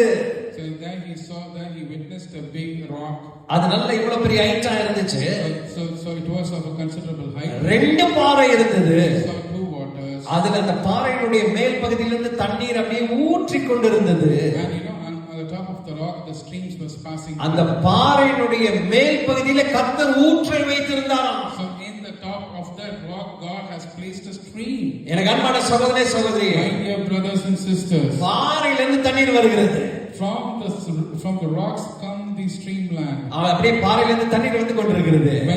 When the streams were passing through, இவன் போய் அந்த இடத்துல அப்படியே உட்கார்ந்துட்டான். so he just went and sat over there. மூச்சு இறங்குது. And he was tired. கண்ணு இருளடைஞ்சிருக்குது. So his eyes was இன்னும் darkened. கொஞ்ச நேரத்துல அந்த தண்ணீரை எடுத்து அவன் குடிச்சிருவான். So in some time he's going to be taking the water and drinking. ஆனா இப்போ அவனை கொஞ்சம் ஆஸ்வாஸ்தம் பண்ணிக்கொள்ள அப்படியே இருக்கும்போது So when he tried to relax himself, அவனுக்கு பின்பாய் ஒரு பெரிய சத்தம் கேட்டது. he heard a big sound. அவன் பயந்து போனான். He was afraid. ஐயோ நல்ல இடத்துக்கு வந்துட்டோமே, I came to a good place. அப்படி நம்ம சோர்ந்து இருக்கிறோமே, He was tired. இந்த தண்ணீர் எடுத்து நம்ம குடிச்சிட்டோம்னா கொஞ்சம் பலன் வந்துரும். So he thought that let me take some water so I'll get some strength. இந்த என்கேதிக்குள்ள நான் நுழைஞ்ச போது ஒரு பாதுகாப்புக்குள்ள இருக்கிறதை போல் நான் தோன்றினது. When I enter into NKD, I get a sense of protection. ஆனால் இப்போ ஏதோ ஒரு சத்தம் கேட்கிறதை நான் திரும்பி பார்த்தான். So now I'm hearing a sound. He just turned back. எனக்கு அன்பான சகோதரி சகோதரி, My dear brothers and sisters, ஆடுகள் கூட்டமாய் தண்ணீர் குடிக்க அங்க வந்துச்சு. the sheep came as a flock to drink water. அதனோட சத்தம் தான். The sound of the sheep. இவன் வந்து சவுலுக்கு பயந்திருந்ததுனால, Because he was afraid of Saul. ஏதாவது ஒரு சின்ன சத்தம் கேட்டா கூட யாரா நம்மள துரத்துறாங்கன்னு ஒரு பயம் இருந்துச்சு பாத்தீங்களா? So even if any kind of random sound comes, he was afraid. அரண்டவனுக்கு ரெண்டதெல்லாம் பயம். So whoever is afraid, whatever they see and hear, they'll be afraid. அப்படிதான் இவன் பயந்திருந்த அந்த சத்தத்துக்கு. So he was so afraid to hear a sound. அந்த நேரத்துல At that point, சத்தத்தை திரும்பி பார்க்கும்போது he turned his back ஆட்டுக்குட்டிங்க ஓடி வருதுங்க. and he saw young flocks of goats. Amen. Amen. ஓடி வருது ஆட்டுக்குட்டி, சந்தோஷமா ஓடி வருது. So the goats came running to him. தாவீது அப்படியே திரும்பி பார்க்கறாரு. David saw it அந்த மங்கலான கண்ணுல பார்க்கறாரு. and he saw in his eyes. திரளான ஆட்டுக்குட்டி ஓடி வருதுங்க. And he saw a bunch of goats running to him. Amen. Amen. எதுக்கு ஓடி வருதுன்னு சொன்னா, Why the goats were running? அங்க இருக்கிற அந்த அமர்ந்த தண்ணீரை குடிக்க ஓடி வந்து கொண்டிருக்கிறது. Into the streamland to drink water. Amen. Amen. அவர் அப்படியே மங்கலான அப்படியே கண்ணுல அப்படி திரும்பி பார்க்கறாரு. So when he's just turning back and seeing, இந்த ஆடுகளை ஓட்டி வந்த மேய்ப்பன் கம்பீரமான ஒரு கோலும் தடியும் வைத்து நின்று கொண்டிருக்கிறார். the shepherd of the flock had a rod and staff in his hand. அந்த நேரத்துல தான் At that point, இதை பார்த்தபோது when he witnessed it, தாவீதினுடைய இருதயம் கலங்கி இருந்த இருதயம், so the heart of David, which was troubled. நம்ம கடைசி நேரத்துக்கு வந்துட்டோம்னு நினைச்ச இருதயம், So when he thought that he came to the end of his life, பாலைவனத்துல பயங்கரமாய் நடந்து வந்த அந்த இருதயம், the heart when he came with no hope in எல்லா ஹோப்பும் முடிஞ்சு போன நேரத்துல நடந்து வந்த இடத்துல, so when the path that he crossed with no hope, இந்த ஆடுகள் சந்தோஷமா அந்த தண்ணீர் கிட்ட வரது தாவீது சந்தோஷமா பார்த்துட்டு இருக்கிற அதே நேரத்துல, when he saw the goats coming to drink the water with such a hope, கண்களை ஏறெடுத்து பார்த்தபோது and he looked upon, அங்க ஒரு மேய்ப்பன் நின்று கொண்டிருந்தான். there was a shepherd, அந்த மேய்ப்பனுடைய and that shepherd, கையில ஒரு கோல் இருந்துச்சு. the shepherd had a rod. ஒரு பெரிய கோல் இருந்துச்சுங்க. He had a big rod, அந்த கோல் வளைந்த கோலா இருந்தது. and the rod was bent. ஒரு பெரிய கோலும் தடியும் வச்சிருந்தாரு. He had a rod and a staff. அந்த இடத்துல மேய்ப்பன் At that time, the shepherd, கம்பீரமாய் நின்று கொண்டிருந்தான். he was standing there majestically. அப்படியே கொஞ்சம் எழுந்து நிற்பமானுடைய சமூகத்துல Let's all rise up to our feet. தாவீதினுடைய கண்கள் அந்த மேய்ப்பன் அப்படியே பார்க்குது. The eyes of David was looking at the shepherd. அந்த மேய்ப்பன் அப்படியே பெருமையா சொன்னாரு, So the shepherd said, இந்த ஆடுகள் என்னுடைய ஆடுகள் என்று சொன்னாரு. goats belong to my flock. தாவீது கண்களை ஏறெடுத்து பார்த்தபோது David looked up, ஒரு பெரிய மேய்ப்பன் நின்று கொண்டிருந்தார். saw a big shepherd. அவரிடத்துல கோலும் தடியும் இருந்தது. He had the rod and the staff. எனக்கு அன்பான சகோதரே சகோதரியே, My brothers and sisters, கண்களை கர்த்தரை நோக்கி ஏறெடுக்க பார்க்க ஆரம்பித்து விடு. when you look into the இந்த ஆடுகளை காக்கிற நல்ல மேய்ப்பர் இந்த சாயங்கால நேரத்துல உன்னை காக்க வந்திருக்கிறார். the shepherd who takes care of his flock is here today to take care of கண்களை you. மூடி கைகளை வைத்து அப்படியே பாருங்க.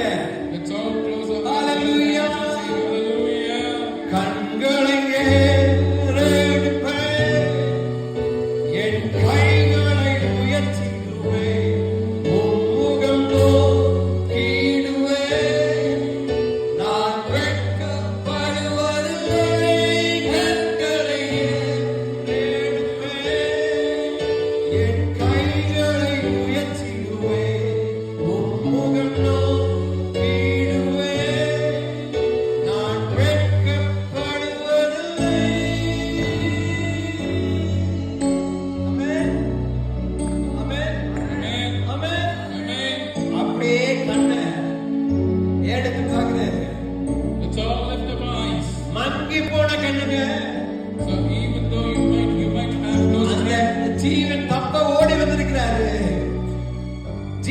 பக்கம் ஓடி வந்திருக்கிறாரு. So God has come here to protect you. வனாந்திரத்துல ரொம்ப தூரம் நடந்திருக்கிறாரு. So he has walked in the wilderness. கால்ல இருக்கிற எல்லா பலனும் போச்சு. So all the strength that he had is gone. அந்த நீர் ஊற்றுக்கிட்ட அப்படியே முட்டி போட்டு உட்கார்ந்து இருக்கிறாரு. And he was sitting beside the stream. எதற்காக தெரியுமா? Do you know why? அந்த அமர்ந்த தண்ணீரை எடுத்து குடிக்க வேண்டும் என்று சொல்லி உட்கார்ந்து இருக்கிற நேரத்துல Sitting there to drink the water. அந்த ஆடுகளுடைய சத்தத்தை கேட்டாரு. And he heard the sound of the flock. அந்த சந்தோஷமாய் அந்த ஆடுகளை பார்த்து கொண்டிருந்த போது When he was observing the flock. தாவீதினுடைய கண்கள் ஏறெடுத்து பார்த்த போது So when David looked upon his eyes, ஒரு மிகப்பெரிய மெய்ப்பெண் நின்று கொண்டிருந்தார். he saw அவருடைய கையில ஒரு பெரிய கோலும் தடியும் இருந்தது. there was a big rod and staff. தாவீது கண்களை ஏறெடுத்து பார்த்தான். David looked upon. எனக்கு அன்பான சகோதரே சகோதரியே, My dear brothers and sisters, இந்த சாயங்கால நேரத்துல in this evening உன் time, கண்களை கத்தரை நோக்கி ஏறெடுத்து பார்த்தா when your eyes look unto ஒரு God, நாளும் ஒரு நேரம் உன்னுடைய முகம் வெட்கப்படாது. not even a single moment your face, நீ வெட்கப்பட்டு போக மாட்ட. you will never be put to shame. கைகளை வைத்து நன்றி செலுத்துவோம். Let's all lift up our hands and thank நன்றி Him. ஆண்டவரே. Nandri. கண்களை ஏறெடுப்பேன், என் கைகளை உயர்த்திடுவேன், உன் முகம் நோக்கிடுவேன், நான் வெட்கப்படுவதில்லை. கண்களை ஏறெடுப்பேன், என் கைகளை உயர்த்திடுவேன், உன் முகம் நோக்கிடுவேன், நான் வெட்கப்படுவதில்லை. கண்களை ஏறெடுப்பேன், என் கைகளை உயர்த்திடுவேன், உன் முகம் நோக்கிடுவேன், நான் வெட்கப்படுவதில்லை.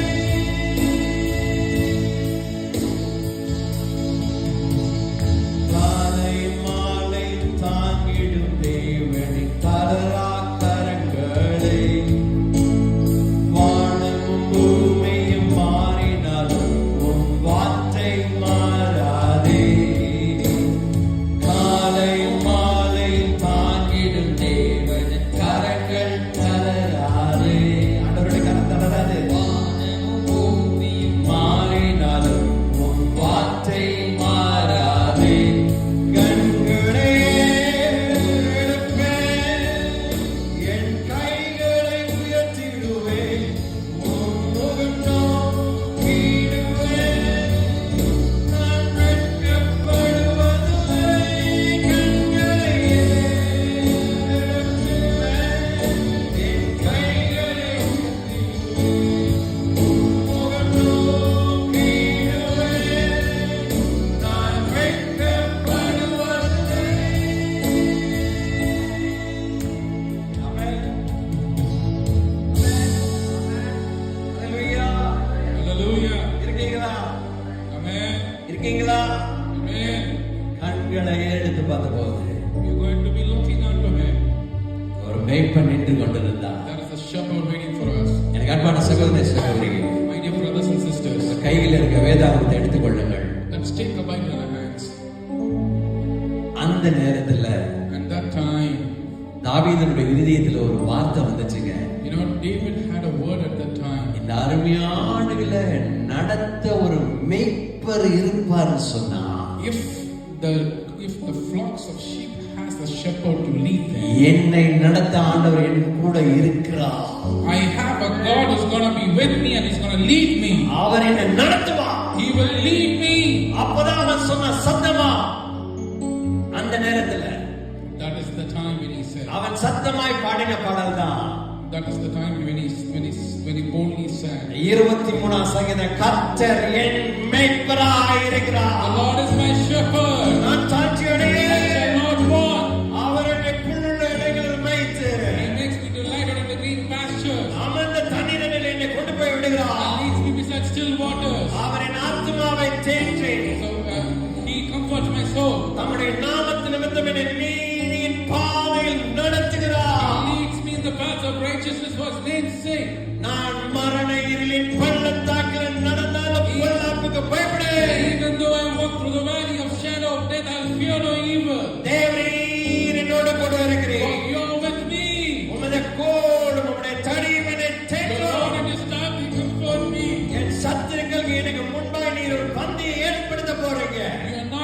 anointed with oil. என் தலையை எண்ணெயால் அபிஷேகம் பண்ணி இருக்கிறீர். You prepare a table before my enemies. You anoint my head N with oil. பாத்திரம் நிரம்பி வழிகிறது. My cup overflows. நான் ஜீவனுள்ள நாளெல்லாம் நன்மையும் கிருபையும் என்னை தொடரும். நான் கர்த்தருடைய வீட்டிலே நீடித்திருப்பேன். Amen. ஆமென். Amen. நான் வாசிக்க பிரதர் என் ஜீவனுள்ள நாளெல்லாம் இது மேல இருக்கு பாருங்க. Surely goodness and mercy shall follow me all the days of my life, and I will dwell in the house of the Lord forever. ஆமென்.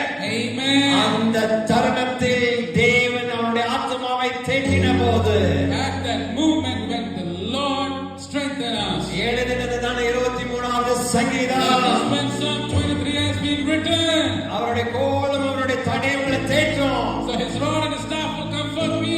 மரண இருளின் பள்ளத்தாக்குல நடந்தீங்களா? If you have walked through the valley of shadow of death, பொல்லாப்பு உங்களுக்கு நேரிட்டு இருந்துச்சா? so if you had any பயப்படாதீங்க. do not be afraid. சத்துரு உங்களை வளைத்திருந்தானா? So if the devil has tested you and tempted you, கர்த்தர் அந்த தேசத்தில் உங்களுக்கு பந்தியை ஆயத்தப்படுத்த நிச்சயம் உள்ளவராய். God is able to prepare a table for you in the place where you have been humiliated. பாசானின் எருதுகள் உங்களை வளைத்துக் கொண்டதா? So if you have the biceps of Goshen surrounding you, அந்த மனுஷன் தான் இப்படி சொல்கிறார். the same man is telling this. என்னை யாரும் கொண்டு போட முடியாது. No one can kill me. நான் ஜீவனுள்ள நாளெல்லாம் நன்மையும் கிருபையும் என்னை தொடரும். Surely goodness and mercy shall follow me all the days of my நான் life, எப்பொழுதுமே and I will dwell. கர்த்தருடைய வீட்டில் நீடித்த நாட்களாய் நிலைத்திருப்பேன். I will dwell in the house of the Lord my God forever and ever. Amen. எனக்கு அன்பான சகோதரனே My dear சகோதரி, brothers and sisters, உனக்கு வாழ்க்கை இதோட முடிஞ்சதை நீ நினைக்கலாம். so you might feel where my life is going. வனாந்தரத்துல நீ போயிருக்கலாம். You might be feeling I'm going through a wilderness. அந்த அனுபவத்தை கர்த்தர் வேறு மாதிரி மாத்திடுவாரு. And God is going to make that experience into a fruitful one. உன்னை திடமுள்ள ஆளா மாத்திடுவாரு. God is going to make you a strengthened. உன்னுடைய கண்களை கர்த்தருக்கு நேரா ஏறெடுத்து பார்க்கும்போது When you look unto Him, amen. Amen. கர்த்தர் நடத்த சித்தமுள்ளவராய் இருக்கிறார். God is going to lead us. அந்த தேவனுக்கு உங்களை முழுவதும் ஒப்பு கொடுங்க. ஏசப்பா, Let's ஏதோ சாதாரணமா படிச்சுட்டு போயிடாதபடி Lord, help me not to read your word just like that. இந்த தேவன் தாவீதை நடத்துவீனை என்னை நடத்த சித்தமுள்ளவராய் இருக்கிறேன். The same God who led David, you are faithful to lead me also. Amen. Amen. எனக்கு அன்பான சகோதரனே சகோதரி, My dear brothers and sisters, தாவீதுக்கு மாத்திரம் என்கேதி அல்ல, உனக்கும் நிறைய தடவை என்கேதியை கர்த்தர் கொடுத்திருக்கிறார். so it's NKD is not meant for David alone.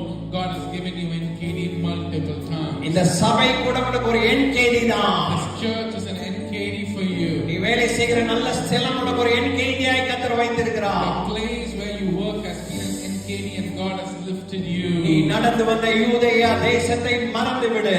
Forget about the Judea. பள்ளத்தாக்கினுடைய காரியம் உனக்கு தேவையில்லை. Forget about the wilderness. ஆண்டவரை நோக்கி பாரு.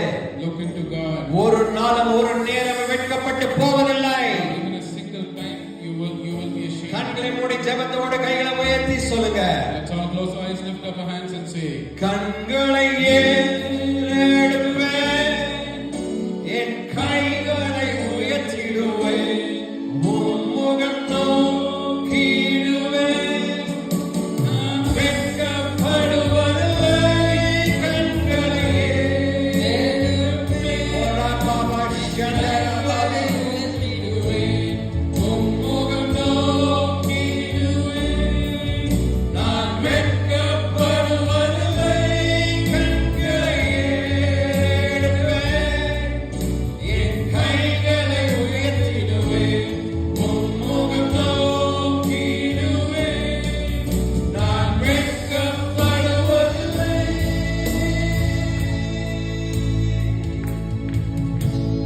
வானமும் பூமியும் மாறினார், அவர் வார்த்தை மாறாதே. காலையும் மாலையும் தாங்கிடும் தேவனின் கரங்கள் தளராதே. வானமும் பூமியும் மாறினார், உன் வார்த்தை மாறாதே. காலையும் மாலையும் தாங்கிடும் தேவனின் கரங்கள் தளராதே.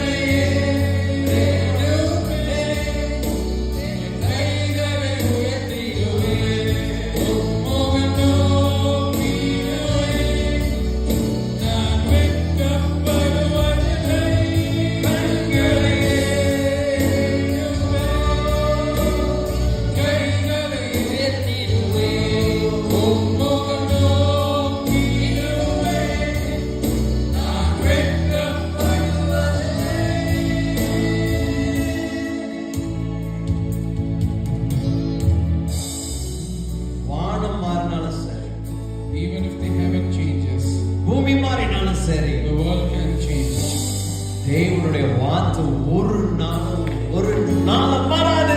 The word of God will never even change for a single day or for a single moment. உங்களை அழைத்தவர் அவர்தான். He is the one who called you. இந்த தேசத்திற்கு நீங்களை கொண்டு வந்தவர் அவர்தான். He is the one who brought you to the city. எனக்கு அன்பான சகோதரிய சகோதரியே, My dear brothers and sisters, உன்னை பலப்படுத்த உன் சொந்த பந்தங்கள் கூட இல்லாமல் இருக்கலாம். so to strengthen you, you might not have your relatives with you. உனக்கு பலமாய் இருந்த ஆட்கள் உன்னோடு இல்லாமல் இருக்கலாம். So உனக்கு பலமாய் இருந்த ஆட்கள் உன்னோடு இல்லாமல் இருக்கலாம். people who you thought you were by your strength would not be with you. உனக்கு ஆலோசனை கொடுத்த ஆட்கள் உன்னோடு இல்லாமல் இருக்கலாம். Those who gave you counsel might not be with you. ஆனால் ஒரு நல்ல மேய்ப்பன், மிகப்பெரிய மேய்ப்பன் உனக்காய் நின்று கொண்டிருக்கிறார். But for you, you have a great shepherd who's there. அந்த for you. கோலும் தடியும் உன்னை கடைசி வரையிலும் நடத்தும். The rod and the staff will definitely lead you till the end. உன்னுடைய சத்துருக்கள் முன்பாய் கர்த்தர் ஒரு பந்தியை ஆயத்தப்படுத்துவார். God is going to prepare a table before your enemies. உன் தாவீதுக்கு மாத்திரம் தேவன் அல்ல, He is not a God only for David. உங்கள் அனைவருக்கும் தேவனாய் இருக்கிறார். For every one of you. இந்த தேசத்தில் நீங்கள் தேவனை பிடித்துக் கொண்டிருக்கிறீர்கள். In this country, you are holding on to God. எத்தனையோ பேர் அறியாமல் இருக்கிறார்கள். Many people have no clue of Christ. தேவனை தெரியாமல் இருக்கிறார்கள். People do not know about God. எத்தனையோ சவுலுக்கு பயந்து இருக்கிறார்கள். Many people are afraid of Saul. அவர்களுக்கு தேவனை குறித்து சொல்ல வேண்டிய அதிமுக்கியமான காரியத்தை கர்த்தர் நம்மிடத்தில் கொடுத்திருக்கிறார். We have given a bigger purpose to inform about Christ to those people. தொடர்ந்து நம்ம முயற்சி எடுக்கும் போது, So when we try to make more தேவனுடைய efforts, வார்த்தையை சொல்ல ஆரம்பிக்கும் போது, when we start to speak His words, கர்த்தர் நல்லவராய் வல்லவராய் இருப்பதற்காக நன்றி செலுத்துகிறோம். God has been good to us. Let's give thanks to Him. இந்த சாயங்கால நேரத்தில் இங்கே கூடி வந்திருக்கிற ஒவ்வொருத்தரையும் பேராய் தனித்தனியாய் கர்த்தர் ஆசீர்வதிப்பீராக. In this evening, Lord bless each and every one of the people who gathered over here. கர்த்தர் இவர்களுடைய மேய்ப்பராய் இருப்பீராக. Lord, may you be the shepherd. அமர்ந்த தண்ணீர் நடத்துவீராக. May you lead them through like மரண இருளை மாற்றி கொடுப்பீராக. May you change every death. பள்ளத்தாக்குகள் மாறட்டும் ஆண்டவரே. Every wilderness be changed. இந்த பிள்ளைகளுடைய சத்துருக்கள் முன்பாய் கர்த்தர் ஒரு பந்தியை கர்த்தர் ஏற்படுத்தி வைப்பீராக. Lord, may you make a table before their enemies of ours. எந்தெந்த இடத்துல தலை குனிந்து நின்றார்களோ தலை நிமிர்ந்து நிற்கும்படி கர்த்தர் உதவி செய்வீராக. Wherever they have been ashamed, Lord, give them an opportunity to lift their heads. வந்திருக்கிற ஒவ்வொருத்தரையும் ஆசீர்வதியும். Bless each and every one of them. வர தடைப்பட்டவர்களுக்காய் ஜெபிக்கிறோம். Lord, we pray for people who couldn't able to make it today. அடுத்த வாரம் வந்து சேர கர்த்தர் அவர்களுக்கு உதவி செய்வீராக. Lord, we pray that you bring them next week. மனுஷனை பிரியப்படுத்த அல்ல, Lord, not to please human beings. தேவனை பிரியப்படுத்த நாங்கள் பழகிக்கொள்ள உதவி செய்யுங்க ஆண்டவரே. Lord, help us to please you. மனுஷனை பிரியப்படுத்த நாங்கள் பிரயாசம் எடுக்காதபடி, Lord, help us not to make any efforts to praise. தேவனை பிரியப்படுத்த நாங்கள் ஊழியத்தில் ஓடையில் பலத்தையும் சுகத்தை கத்தர் கொடுப்பீராக. Lord, give us the strength and help to run for you. இந்த தேசத்திற்காக நன்றி. We pray for this country. தேவன் இப்பேற்பட்ட தேவன் நீர் எங்களோடு இருப்பதை நாங்கள் இன்று அறிந்து கொண்டோம், புரிந்து கொண்டோம். Lord, we were able to know that you live it until today. உம்மை அறியாமல் இருக்கிற இந்த ஜனங்கள் உம்மை அறிந்து கொள்ளும்படி கர்த்தர் உதவி செய்வீராக. Lord, give us open the doors and help us to spread your word to these people. அதி சீக்கிரமாய் இருக்கிற நம்முடைய வருகைக்கு Lord, in your second coming, அநேகர் ஆயத்தப்படுத்த கர்த்தர் எங்களுக்கு உதவி செய்யுங்க. help us to anoint and prepare other people. ஊழியத்தில் உதவியாய் இருக்கிற ஒவ்வொருத்தரையும் ஆசீர்வதிங்க. Lord, bless everyone who's been a part of this ministry. ஆண்டவரே, பலவீனமாய் ஆஸ்பத்திரியில் இருக்கிறவர்களுக்காக ஜெபம் பண்ணுகிறோம். Lord, we pray for everyone who's sick. அவர்களுக்கு சுகத்தை பலத்தை கர்த்தர் கட்டளையிடுவீராக. Lord, we pray for their healing. தொடர்ந்து நடத்துங்கப்பா, Lord, lead us continually. பாதுகாத்துக் கொள்ளும். Protect us. இயேசுவின் நல்ல நாமத்தில் ஜெபிக்கிறோம் நல்ல In பிதாவே. Jesus' mighty name we pray. இருதயத்துக்கு நேராக கையில வச்சு சொல்லுவோம். என் ஆத்துமாவே கர்த்தரை சோதரி, என் முழுவதுமே அவருடைய பரிசுத்த நாமத்தை சோதரி. என் ஆத்துமாவே கர்த்தரை சோதரி, கர்த்தர் செய்த சகல உபகாரங்களும் ஆண்டவராக இயேசு கிறிஸ்துவின் அன்பும் ஐக்கியமும் மண்ணுண்ணியமும் உங்கள் அனைவரோடு கூட என்றென்றைக்கும் நீடித்திருப்பதாக. ஆமென், ஆமென், ஆமென். துதி கனமகிமையும் உமக்கு, ஓ எல்லாம், ஓ எல்லாமே. துதி கனமகிமையும் உமக்கு, ஓ ரீரே ராஜாவே. அல்லேலூயா. ஸ்தோத்திரம், ஸ்தோத்திரம், ஸ்தோத்திரம்.